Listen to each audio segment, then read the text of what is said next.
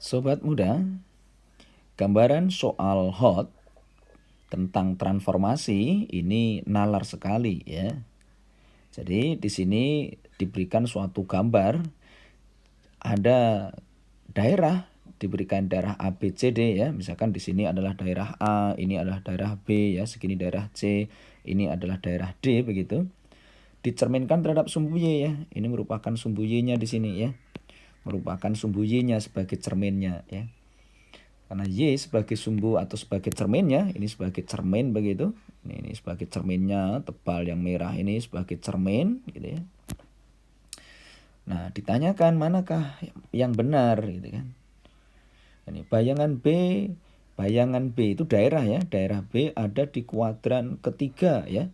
Sedangkan kita tahu namanya kuadran itu, ini kuadran 1, kuadran 2, kuadran 3, nah kuadran keempat. Nah, bayangan B ada di kuadran yang ketiga ya. 3 itu berarti di sini ya, tentunya tidak ya. Berarti ini jelas salah ya.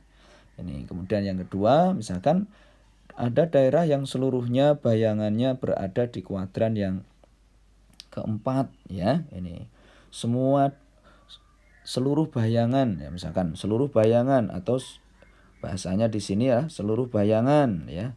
Bayangan A berada ya, berada di kuadran yang keempat ya. Ini di kuadran yang keempat, seluruh bayangan A di kuadran keempat ya.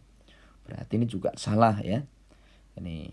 Nah, nanti cerita terkait dengan banyak kesalahan-kesalahan atau Anda tinggal memahami. Jadi intinya adalah benda ini kalau dicerminkan, daerah itu kalau dicerminkan ya dia bentuknya, kalau misalkan posisinya bentuk begini ya, berarti kalau dicerminkan terhadap sumbu Y ya bentuknya menjadi begini ya. Semacam itulah ya. Sandi Anda silahkan dibayangkan sendiri tentang daerah yang dicerminkan ya. Pencerminan itu konsepnya yang penting adalah sama ya. Jadi kalau misalkan prinsip pencerminan ya, ini sebenarnya pelajaran SD ya.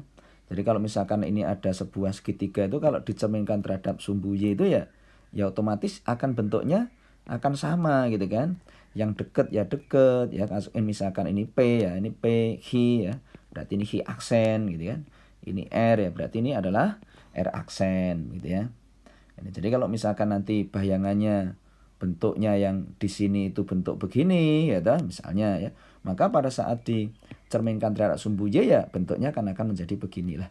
Inilah daerah A, ini daerah A gitu ya. Ini A aksen. Ini katakan ini daerah B ya, berarti dicerminkan jadi B aksen. Semacam itu. Saya kira bisa mencerna ya konsep-konsepnya. Baik, sukses selalu buat kalian.